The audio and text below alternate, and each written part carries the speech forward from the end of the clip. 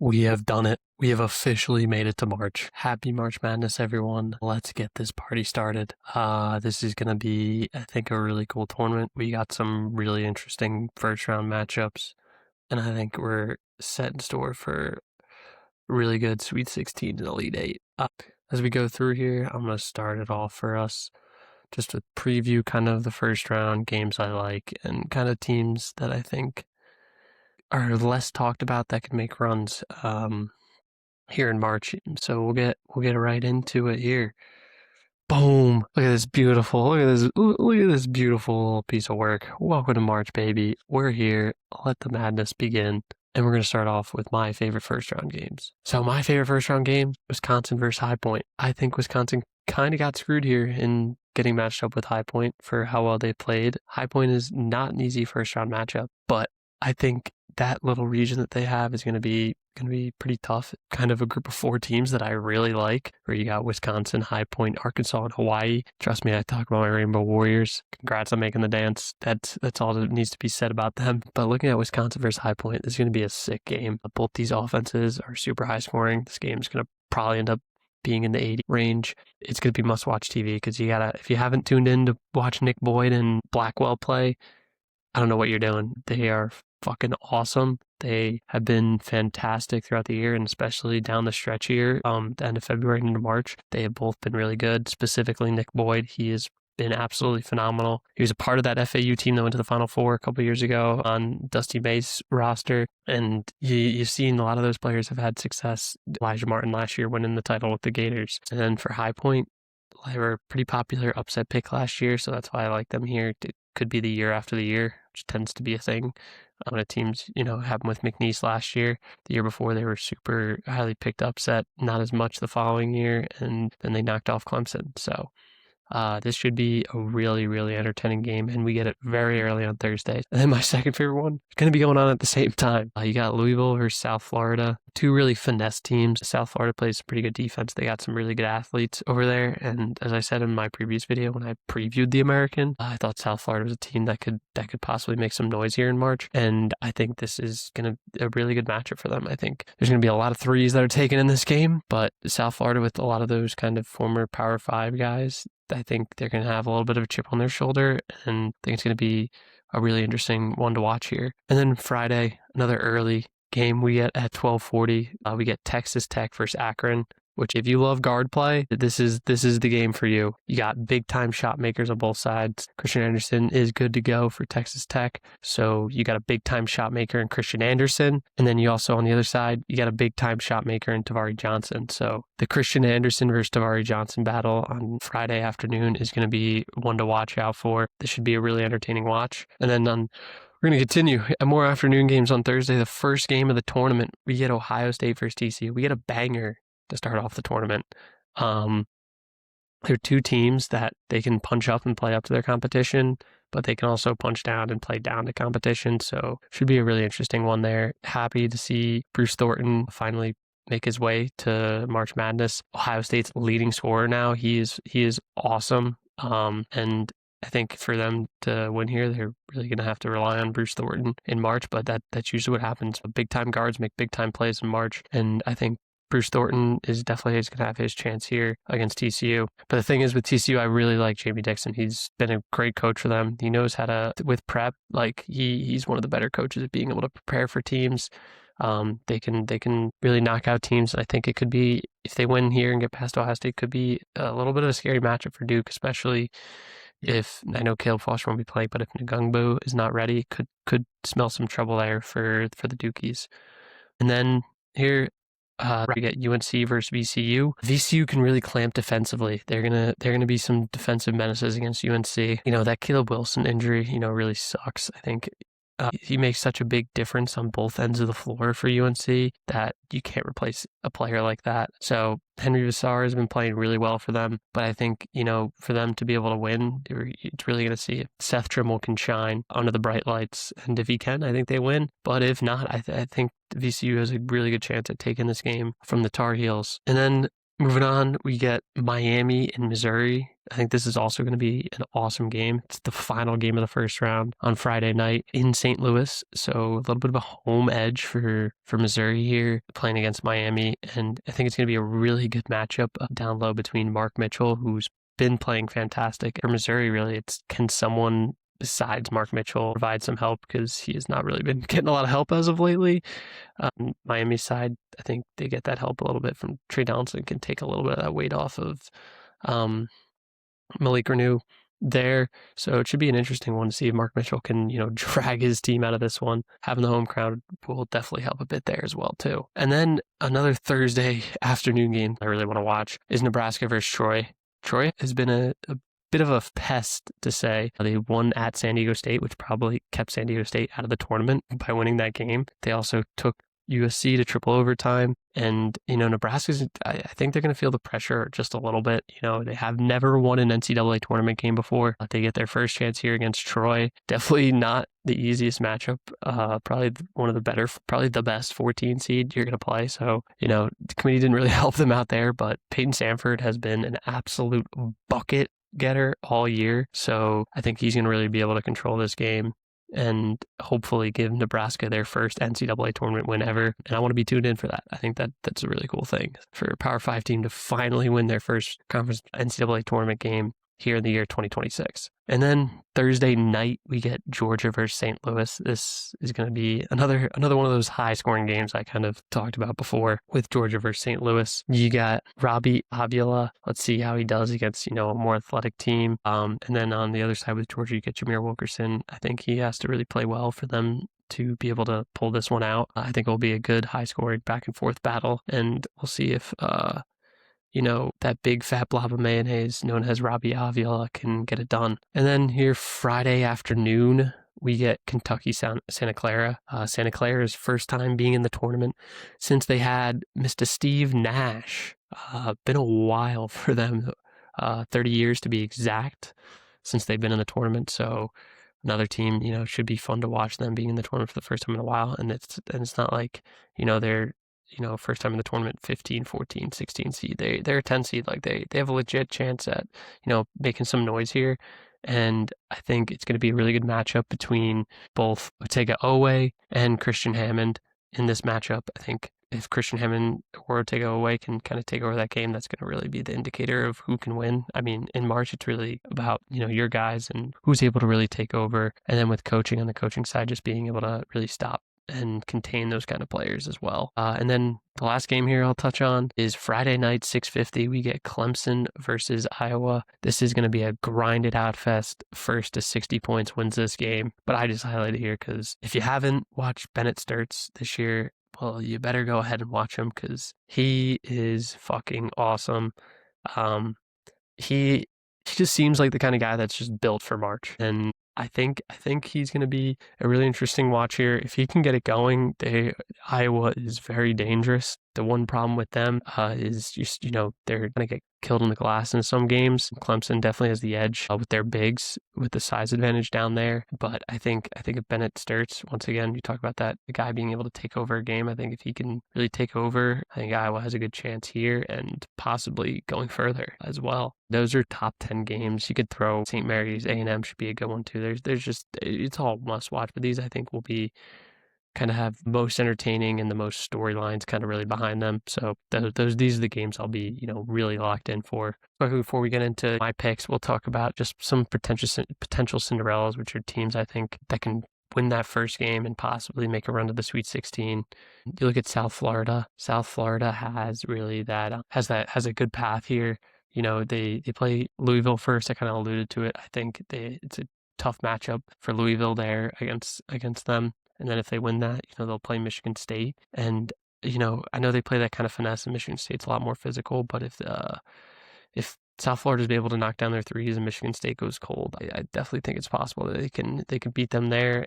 Once you get to the Sweet 16, anything can kind of really happen because it can open up there if you get, whether that's UConn or one of UCLA or UCF in that 7-10 matchup. Really anything can happen.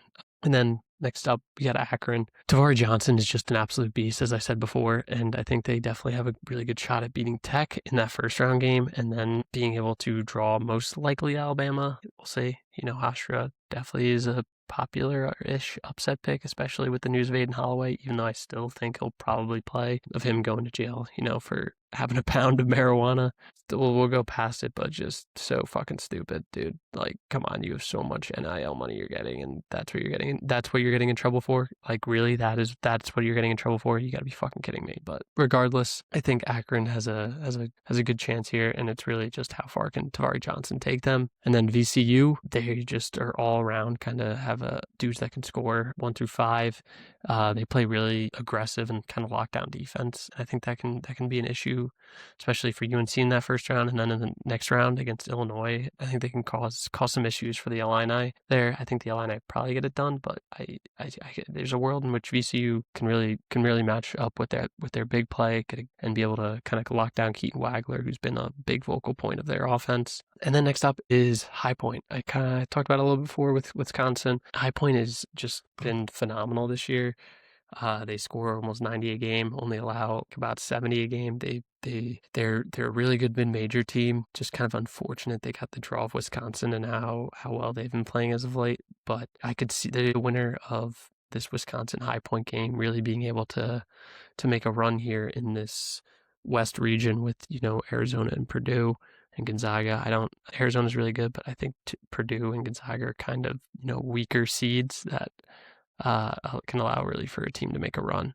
The 13 seed here, Troy, I think it can possibly get one here from Nebraska. It's going to be a little bit tight in that game for the Cornhuskers. Just being, they got to get over that hurdle, that first NCAA win. And Troy is no slouch of a team. So I think there's definitely some good possibility of Troy being able to upset Nebraska. And then in that next round matchup, you get Vanderbilt or McNeese. So, Troy can really play well and punch up to their competition. I could see a little bit of a run here from them. They have a really balanced scoring attack as well. So it's not you just trying to shut down one guy. There's a multitude of dudes on that team that can score. And then we get Kennesaw State. So you get the news that Huff won't be available until the second round for the Bulldogs. So I think that just puts them at a little bit of disadvantage. All the 14 through 16 seeds that I see, I think Kennesaw State has the best chance at winning their first round matchup. That's the reason I put them here. They have really good bigs, especially defensively, that I think can cause, or maybe not cause problems, but hopefully just slow down Graham. Like, he's been phenomenal for Gonzaga, but Gonzaga just shoots so many twos that if Kennesaw State can knock down their triples and really, muck it up in the middle for Ike, I think it can cause a little bit of problems for the Zags here. So I think that's one definitely to watch out, especially without Huff, just to watch out for. If Huff is good to go, though, probably going to be too much inside for Kennesaw State. We'll just talk about some potential dark horses. These are teams that I think can possibly make a run to the Elite Eight. First up is Wisconsin. I know I talked about High Point being that potential Cinderella, but I also think Wisconsin has a really good shot at being able to make the Final Four. So in the Elite Eight, I think they match up really well and they know how to punch up to their competition. So if, they get that matchup with Arkansas, that would be a fantastic battle between Nick Boyd and Darius Acuff, and then, Blackwell, Malik Thomas. That game would be fucking awesome. And then, they get Arizona, and I think they can match up decently well as long as they're knocking down their triples. Like, they're a tough beat, dude. And then next up we get St. Louis. I think if St. Louis is another team, I know they got knocked out to Dayton in the semis of the A10 tournament, but they could cause some trouble for Michigan in that second round. I think if they can slow down their bigs on that side with Johnson and Yaxel and Mara, if they can match up well with them, it's gonna be a little bit tough. So I think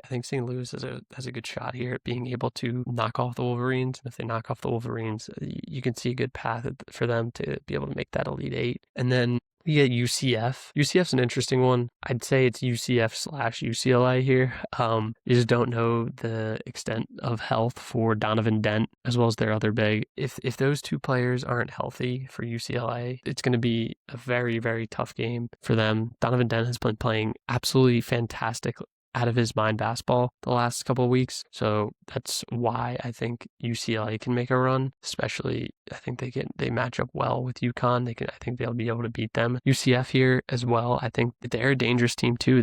They've punched up to competition this year when they've had to play that a good competition. I just like UCF a little bit more here because of the injuries and also just because they're playing in Philly. And Nick Cronin is just a generational bitcher when it comes to having to travel anywhere outside of the fucking California. I swear to God, he bitches all the time about it. So him being back on the East Coast, he'll probably bitch about it too. And then you get Iowa. I talked about it before. Bennett Sturts, if he can get hot, he is dangerous. The big thing that Iowa needs to be able to do, especially if they get out of the first round game with Clemson against Florida, they will need to rebound the basketball. Florida is so good. Their bigs with Chinulu, Hogg, Condon, they all rebound the basketball really well. And that the only way for Iowa to have any sort of chance there is they need to be able to rebound the basketball. They have to. And if they are, and Sturts can get hot, because I think Sturts would be the best guard in that game, period. I think he's better than Fland, and I think he's better than Lee. If Sturts can play really well, I think they have a shot to knock off the Gators there. And then the last two here, we got Santa Clara, who matches up with Kentucky in that Kentucky game I talked about before. You got Christian Hammond versus Otega Oweh. I think they can muck it up with Kentucky and be able to knock them off there. And then if they win, they have a matchup with Iowa State, which if Iowa State, they are generational chokers in the tournament, but that's usually because they're injured. They are finally healthy. But I think that Santa Clara, if they can, muck it up a little bit and Iowa State isn't hitting their shots, it could spell trouble for them. Then finally, we get BYU plays the winner of Texas and NC State first. I know you have the injuries with BYU as well. Richie Saunders not playing. Another guy getting hurt earlier in the year that was going to be a big piece for this BYU team. But I really like the way AJ DeBonce's been playing as of late. I think he's just been playing absolutely out of his mind. And I think if they can get by, I'm going to say probably NC State beats Texas. So if they can get by NC State, they will most likely get a matchup with the Bulldogs. Not 100%, but most likely get a matchup with the Bulldogs. That game will be in Portland as well. So the Zags would probably have the crowd there. But I don't know if they really have anyone on their team that can stop AJ DeBonce, maybe slow him down a bit. But I think they have a good shot at being able to really compete with the Zags. And then if you win that, you play Purdue, Miami, or Missouri in the Sweet 16, who I think are just kind of a step down, honestly. I mean, Purdue's been really good, especially with that Big Ten tournament run. But I think BYU has a good chance when you have the best scorer in the country. It's hard to just immediately count you out as well. But yeah, that was kind of my little preview of the tournament. We can get into what my bracket will look like. I'll try to go through this as fast as possible because I got one last segment that was recommended by Kavig's, a daily listener here on the Flashbang show here. So we'll try to get through this as quickly as possible, but I love college basketball, so I might go on some tangents here. But we'll go through the East region to start. Yeah, Duke playing Siena. Siena, I think, underseeded. I think they should have been switched with Queens here, but regardless, congrats Siena on making the tournament. Not a good first round matchup against Duke. Ohio State TCU, talked about it before. I trust Bruce Thornton to get it going here against the Horned Frogs. Then we get St. John's Northern Iowa. I think St. John got a good matchup here for them. Northern Iowa plays a similar style of play. St. John's just does better. They just got a good matchup here of all the 12 seeds. It couldn't have been really a better draw for them. Then you get Kansas versus Cal Baptist. If you don't know who Dominique Daniels is, get familiar. He fucking turned up at the end of the WAC championship against Utah Valley for to send them dancing. I think he'll have a really good game, but I think Kansas still pulls it out. We got South Florida versus Louisville. I really like South Florida. Then we get Michigan State over North Dakota State. Fuck NDSU. It should have been St. Thomas. Whatever. Then we get UCLA versus UCF. I don't trust Cronin playing on the East Coast, and with those injuries, I'm a little nervous. And I know UCLA right now is kind of a popular pick to go far, but we're going to take UCF. Then we get UConn over Furman. Pretty simple there. Then we're going to go Duke versus Ohio State. I think Bruce Thornton is the best guard in this matchup, but I think Duke's bigs are going to be a little bit too much for Ohio State to handle. We get Duke moving on to the Sweet 16. Then we get St. John's versus Kansas, which should be a really good game between these two here in San Diego. Wow, I didn't realize that's where this game was being played. So it should be an interesting one. I don't know who really will have the crowd here this one. Maybe Kansas just because they're, bigger brand. But I like the Johnnies here. I think they have the size to really cause some problems for Kansas, and you never know with DNP Peterson what's going on. So I trust the Johnnies and Slick Rick just a little bit more. And then moving down, we get Michigan State versus South Florida. I think this South Florida can cause some issues for Michigan State, especially if they're knocking down their threes and Michigan State's going cold. But I'm going to trust Izzo in March. We're going to take Izzo here. And then we get UCF versus UConn. UConn's going to have the home crowd. I think it's going to be UConn in here. Not too much of an upset so far. Don't worry, we'll get a little wacky as we go through. This is just the first region. Then in DC, Duke, St. John's, UConn, I think we'll all have some good crowds here. Michigan State a little bit less than those three, but I still think they'll have a good crowd. We're going to take Duke over the Johnnies. I think St. John's can cause some issues if Zuby can lock up Cam Boozer. They really throw those doubles with Hopkins and some other bigs out there. I think they can cause some issues with they got size and length, especially with some of those guards up there. Trust Duke a little bit more with some of their shot makers, and I think Isaiah Evans, as he's shown in the ACC tournament, he can be the X factor for Duke, and I got Duke moving on to the Elite Eight. Then we get Michigan State versus UConn. Izzo in March, baby. I'm going to take Izzo beating Dan Hurley here. I think this UConn team's just a bit overrated. I think they could have been a 3 seed here. We get a rematch of the 2019 Elite Eight between Cassius Winston, Michigan State Spartans versus, that Zion Williamson, RJ Barrett, Cam Reddish team. And I think Duke's going to get their revenge, and they're going to go back to the Final Four. And then moving on to the West region, we got Arizona versus the fucking Long Island Sharks. Fins up, but fins go down here. We're going to take Arizona to move on. And then we get Villanova versus Utah State. I like Utah State here over Villanova. Villanova also has a little bit more of a travel spot going to San Diego. And Utah State definitely interceded for how they just ran through the Mountain West tournament, won the Mountain West regular season. I don't think they were given enough credit for that. And I think it's kind of bullshit, but whatever. Moving on, we get Wisconsin versus High Point. Wisconsin, a team that can, go all the way or lose in the first round of High Point. But we're going to rock with the Badgers. I think their guard play is just going to be able to carry them here. Then the next matchup, Hawaii versus Arkansas. I think Hawaii's bigs can cause a little bit of trouble for Arkansas here in this game, but I'm going to trust an A-Cuff to be able to get the job done for the Razorbacks. Then we get BYU versus NC State. I like BYU. When you got the best scorer in the country on your team, it's hard to kind of fade them. I think if NC State wins, can cause a little bit of trouble. But, they've just been so up and down that I just can't trust a team like NC State or Texas. They've both been so up and down this year. So I'm gonna go with the Cougs. Let me get Gonzaga versus Kennesaw State. We're going to take the Zags. I know I said Kennesaw State can get them without Huff. I think it will be a lot better game than what this 20.5 point spread is. But, Simone Cottle has been absolutely fantastic. And I just think that being in Portland's going to be the kind of the X factor here for the Zags. Then we get Miami versus Missouri. Miami getting screwed by having to play Missouri in St. Louis. And Missouri has been awesome at home. So I think having the crowd definitely is going to help them. That short trip for them. We're going to take Missouri here over Miami. And then we get Purdue versus Queens. We're going to take Purdue to win this one. And then we get Arizona versus Utah State. We're going to take Arizona to go back to the Sweet 16. And then we get probably my favorite matchup that's going to happen in this tournament. I'm praying it happens. We get Wisconsin versus Arkansas, and Nick Boyd versus Darius Acuff, Malik Thomas versus Blackwell. Awesome guard matchups in this game. And this is going to be a high-scoring one. There's going to be a lot of points, a lot of threes. And I think Wisconsin is going to get it done here. I think Nick Boyd's going to get it done. I just like a little bit more of the veteran group over the younger guys here.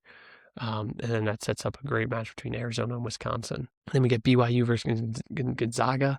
I'm going to take the Cougs. I think AJ DeBonsa is locked in. I think he's playing his best basketball. I think Gonzaga's going to slow him down a bit, but he's still going to get his. And the X factor in this game is going to be Robert Wright. He's going to make some big time shots down the stretch, and the Cougs are going to win this game. And then we get Purdue and Missouri in St. Louis. Missouri having the crowd. I think this is going to be a tight game. It should be an interesting one. But the way Purdue's just been playing, as an Indiana fan, it sucks to fucking watch. But they've just been playing good ball, dude. You got to respect it. Braden Smith knows how to move the ball. I don't think their guards are really good enough to apply the pressure on Purdue, and we're going to take Purdue to win this game. And then we get Arizona versus Wisconsin here in the Sweet 16. And I'm going to keep rocking with the Badgers. I think they're going to take down Arizona. Tommy Lloyd still can't get past the Sweet 16, and that's how it's going to continue. And then we get BYU versus Purdue.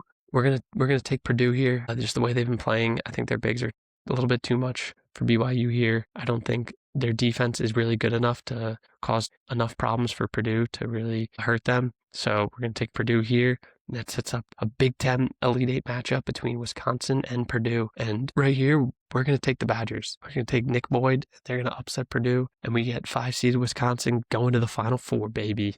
All right, here in the South region, we're going to rock with Florida. We're going to rock with Iowa. I think Bennett Sturts is going to take over big time here in the South region just a bit. We get Vanderbilt. I think Troy's going to give Nebraska a bit of a scare, but Nebraska will indeed get their first NCAA tournament win. Then we get VCU versus UNC. Talked about it a bit before. I like VCU to get it done here. I think they have the defense to really make UNC work here, and I think they're going to be able to pull off the upset. We're going to rock with Illinois over UPenn. I think they're going to kind of dominate them there. They just got more talent on the roster. St. Mary's versus A&M. St. Mary's played Vanderbilt, who plays this last year, who plays a similar kind of style that A&M plays this year. And they kind of took bare business last year, so I think St. Mary's will take care of business. Houston gets business done against Idaho. Then we rocking up to Florida versus Iowa. I think Iowa's going to be the first team to take down a 1 seed here in the round of 32. Down go the Gators, the defending champs, going down to Iowa. I think Bennett Sturts will turn into Mr. March here. I think if Iowa can really compete on the glass, they have a very good chance of being able to kind of stifle a lot of what Florida does. Iowa's going to slow this game down a ton. And it should be a really, really interesting watch. I think Iowa's a team that's being slept on a little bit. They didn't play particularly well when they punched up. But down the stretch of the season, when they were having to play a little bit up, they played a bit better. I know they lost to Ohio State early, but I think that Iowa has a really good chance at being able to take down the Gators as long as they can really control the defensive glass and not let Florida grab offensive rebounds and kind of dominate really in the painted area. And then we get Vanderbilt versus Nebraska. I like Price Sanford a lot. I think he's going to get it done, which sets up a sick game between Iowa and Nebraska in the Sweet 16 and that little rivalry. Then we get Illinois versus VCU. We're going to take the Fighting Illini. Houston versus St. Mary's. I think Houston just does a lot of what St. Mary's does, just better. I like the Cougs to get it done. Iowa versus Nebraska. We got two white guys here in Price Stanford versus Bennett Sturts. I'm going to take Nebraska here to get to the Elite Eight, and they will be facing off against Houston. And here in Houston, we don't get that rematch of Florida and Houston of the national championship last year. Instead, we get Nebraska versus Houston, and Houston's going to take them down. And then here in the Midwest region, we get Michigan winning and advancing. I like St. Louis in a high-scoring battle between Georgia. I like Akron to finally get that 5-12 upset over Texas Tech. Aiden Holloway is, supposedly I just saw something that he is not with the team currently, so could be something to play into, watch out for here. We're going to take Bama to win. Do I trust Rick Barnes in March? I guess we'll trust him to at least win the first game. I don't think these two teams match up very well with Tennessee. We like Virginia to advance. Then I like Santa Clara beating Kentucky. I haven't been in the tournament 30 years, and they will get a win over Kentucky, a team that's just underperformed all year, and they're going to go out early. Then here we get Iowa State taking care of Tennessee State. Then going back up to the top, I think St. Louis can cause a little bit of problems for Michigan, but I like the Wolverines to advance here. And then I like Akron to be the one double-digit seed that makes the Sweet 16. They're going to take down Bama here in the Sweet 16. And Tavari Johnson is going to the Sweet 16 with Akron. And then we get Tennessee versus Virginia. I like Virginia here to take down the Vols. Then we get Iowa State, which sets up a really good Iowa State-Virginia matchup in the Sweet 16. We're going to take Iowa State to get to the Elite Eight. And then Tavari Johnson and Akron's run ends here in the Sweet 16 to Michigan. We get Michigan advancing. And then we get Michigan taking down Iowa State. And they will be going to the Final Four, where we get Duke, Houston, and Michigan versus Wisconsin. Should be a really, really interesting matchup. I like Houston over Duke here. Duke does not get their revenge from last year in the Final Four. Houston takes them down again. Kelvin Sampson, now once again, one game win away from the final. I think Wisconsin and Michigan is going to be another great, great battle. But I like Michigan to take them down once more. And we set up a championship of Houston versus Michigan, and I like Houston to finally cut down the nets, and Kelvin Sampson finally gets a win here as the Houston Cougars are your 2026 national champions. So that is my bracket. I had someone recommend some. Look at it real quick over here. This is what we're going to look at. We're going to go back kind of to square one here. We're going to go through each seed line and kind of what seeds I like, what team I like best from each seed. So starting off with the 1 seeds, I think I like Michigan's path the most. I think they just have probably one of the easier paths. I think St. Louis can give them a little bit of issues, but I think you get a good, from this region, you get a pretty solid Sweet 16 matchup. And then down here, I think this isn't, the best region. I think this is probably one of the weaker, like bottom parts of the region from 6 to 15 down here. So I really like Michigan's path. I think they have one of the easier paths as a 1 seed. And then my favorite path is the 2 seeds is going to be Houston. I have them winning it all. They get the advantage being in the South. You get to play in Houston for the Sweet 16 Elite 8. And I think that's just a big advantage for them, for really that crowd atmosphere. They're going to control the crowd, even if Florida does end up making it, really whoever they end up playing. But I think that really helps them. I think Illinois could run into some trouble with VCU. So I think that they can get a good matchup here. And then I think in the Elite 8, they'll have a solid matchup. So I think Houston probably has the best path of any 2 seed I see. And then of any 3 seed I would probably say Michigan State's probably my favorite 3 seed. I think they could have been a 2 seed, possibly over either UConn or Iowa State over there. I think Michigan State probably has the best path. I have them going the furthest of any of the 3 seeds going to the Elite 8. I think they get a good path here. I think they can really kind of dominate one of these teams. They're more so finesse, not as physical as Michigan State. They play a kind of physical brand of basketball. So, I wouldn't be surprised if Michigan State gets to the Final Four or even the championship game here. And then of any 4 seed, I like Nebraska. I do have them going to the Elite 8 here. I do also really like Arkansas. I think if they can get past Wisconsin, I think they have a good shot at being able to go toe-to-toe with Arizona and then really have a shot to get to that Final Four. So it's really kind of a toss-up between Nebraska and Arkansas as my favorite 4 seed. And then looking at 5 seeds with the JT Toppin injury and not super huge on Tech being able to advance. Vanderbilt, I know they kind of just beat down on Florida, but I don't know. I think that them away from home, they're just not as good. They're playing this down in Oklahoma City. And then they have Houston if they go further. So I'm not like super into them. So, I'd take Wisconsin. I have them go to my Final Four. They're probably my favorite 5 seed, but they're also a team that can lose in the first round. So it should be interesting there. It's kind of a high variance with Wisco. And then if I had to throw another toss-up in there, it'd be St. John's. I like their path here. I think they can get it done against Kansas, and then I think it sets up a really, really good matchup between St. John's and Duke in that Sweet 16. And then looking at the 6 seeds, I really don't like the 6 seeds. I think UNC can lose. I don't trust Rick Barnes in March.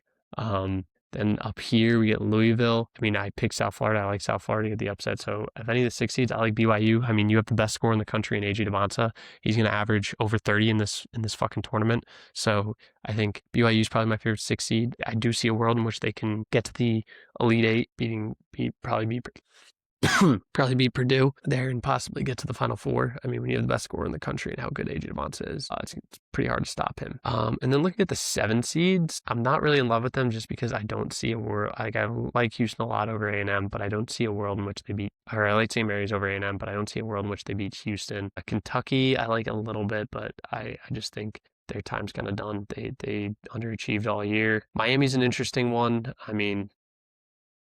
I don't have them winning, but I do think that they can give Purdue a lot of trouble if they can get past Missouri in that almost like home court kind of game. I think they can give a lot of trouble. So I would say Miami is probably my favorite of the 7 seeds. I don't trust Nick Cronin playing in Philly. That's kind of my only gripe with them right now. If they end up being healthy, I do like them to, if they can get past UCF, I think they can give UConn a really good game. So I'd say like Miami and UCLA are probably my 1 and 2 for the 7 seeds. And then looking at the 8 seeds, you have Ohio State, Villanova, Clemson, and Georgia. Not really in love with any of these 8 seeds. I think Clemson is not as good as what they were. They really kind of slowed down towards the end of the season. Georgia is just such a high variance team. Villanova, I think, is drastically overseeded. I really don't think they're that great. And so I'd say my favorite 8 seed would be Ohio State here, just because I think Bruce Thornton is fucking awesome. So we'll rock with Ohio State kind of as my favorite 8 seed to be able to make a sort of a run here. I mean, I think their path is definitely probably a little bit easier. I mean, it's not easy when you have to go and play the 1 seed in your region the very next round. So take Ohio State. And then the 9 seeds, you get TCU, Utah State, Iowa, and St. Louis. I really do like a lot of these 9 seeds. I think TCU can make some noise. I think Utah State can at least give Arizona a game. St. Louis, I think, can really compete with Michigan. But I'm going to rock with Iowa as my favorite 9 seed. I had them going to the Sweet 16. I think they have a legitimate chance of beating Florida, as I talked about before. Just being able to, if they can control the defensive glass, I think they have a really good shot at pulling off the upset there. I know the game's in Tampa, so they will have the crowd, but I do think it's a good chance there. And then look at the 10 seeds. Of the 10 seeds that I think can make a run, A&M just not up there with them. I like them over UCLA, but I just don't think they have the team to compete with UConn. Missouri, I think it's just a little bit tough to match up with Purdue with only Mark Mitchell. I do like them just because of the home crowd, so I think they'd probably be my number 2. But I like Santa Clara. I think they have a chance, at least if they can get Iowa State to shoot cold and go through one of those cold shooting streaks. I think Santa Clara has a good chance and probably the best really path of being able to make a run of any of the 10 seeds. And then looking at the 11 seeds, I mean, we don't know between these, but I don't really love the play-in teams. I just don't. They've just been such high variance teams. You don't really know what you're going to get. I think NC State could be one of the play-in teams, if any of the 4 that could make a run. So that's them. So that's them there. Sorry, I need to grab a drink of water. Okay. And then I think I'd be probably between South Florida and VCU. It's tough. I'd say I'd like VCU just because of the way they play defense a little bit more. I think they have a better chance against Illinois than South Florida does against Michigan State. So that's kind of my reasoning there. So I say South Florida has a better chance at being able to make a run here in March than VCU. But I think both those 11 seeds are dangerous 11 seeds to be paired up with. And then looking at the 12 seeds, kind of talked about it before. I think McNeese is a little bit overrated for their seeding. High Point is a high variance team. I just think it's a bad matchup for Northern Iowa against St. John's. So it'd probably be between High Point and Akron. And I just like Tavari Johnson a ton. I think he's been awesome. And I think Akron probably has the best shot at making a run. If they can, hopefully get an upset of St. Louis over Michigan, they can possibly get to the Elite 8. But I think they have a good chance of making the Sweet 16. As I did in my fucking pick bracket, I had them going to the Sweet 16. And then of the 13 seeds, Hawaii I think could cause a little bit of issues. I just think the card play for Arkansas is too good. Cal Baptist, I kind of talked about Dominique Daniels, how good he is. He's fun to watch, but I just don't see them being able to match up well with Kansas. Roy can cause some serious issues for Nebraska, but I think Nebraska can get it done. I think of any of the teams, it's just Hofstra with Aiden Holloway news too. I think that could be really interesting to see if they don't have Aiden Holloway to go. If Hofstra's guards can, just run out and score, because this is going to be another game that's just high scoring because NATOs don't play no defense. They only shoot threes. So I'd say Hofstra of any of the 13 seeds to make a run, it's them, just because I also like their path with even if they win. I think they most likely could play Akron and be a 13-12 second round matchup. So I think Hofstra probably has the best path of any of the 13 seeds. And then looking at 14 seeds, I think Wright State can really compete with Virginia. I don't think UPenn can really compete with Illinois. North Dakota State, I think that's just a tough matchup for them against MSU. I think Tom Izzo and company is going to be out for blood in that first round. And then Gonzaga versus Kennesaw State. I think Kennesaw State's probably going to be my favorite. I think they're going to give the Zags a little bit of a game. I think the Gonzaga will still come out on top, but I think Kennesaw State of any of the 14 seeds has the best chance at pulling the upset. They've just been playing great ball down the stretch. Unfortunate playing in Portland, Zags will have the crowd, but I think they're my favorite 14 seed here.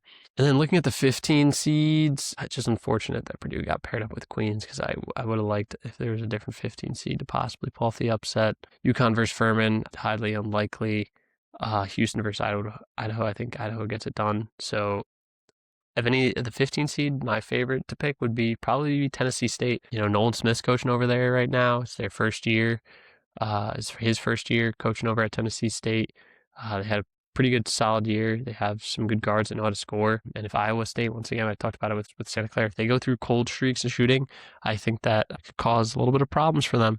I think Iowa State here is going to be, or not, sorry, I think Tennessee State will be my favorite 15 seed to have the best chance at being able to pull off an upset.